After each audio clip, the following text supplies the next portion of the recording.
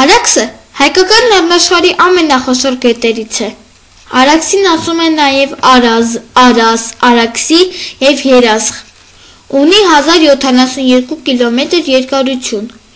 որից 200-ը կազմում է Հայաստանի և Թուրքիայի սահմանը։ Հայաստանի գետերի մեծագույն մասը պատկանում է Արաքսի ավազանին։ Արաքսը վաղնջական ժամանակներից հանդիսացել է հայոց քաղաքակրթության կարևոր բնօրրաններից մեկը։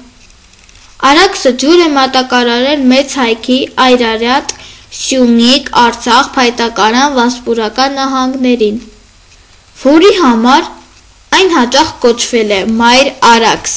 Արաքսը հին կտակարանում կոչվել է Գիհոն կամ Գեհոն, հայկական աղբյուրներում Երասխ,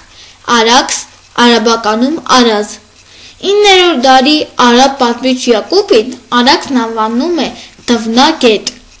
Մովսես Խորենացին Երասխի անունը կապում է Արամայիսի թոռան Երաստի անվան հետ։ Պատմահայրը գրում է. Արամայիսը իր բնակության համար տուն է շինում գետի ափին,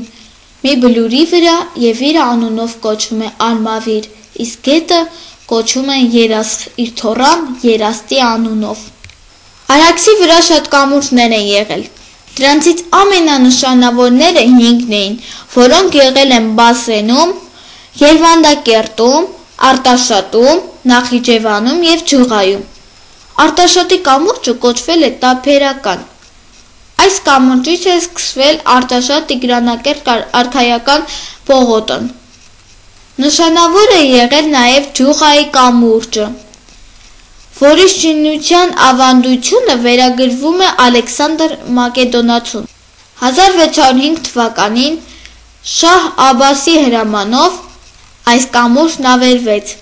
որպեսզի հայերը մոռանան տունդարձի ճամփան և թուրքերը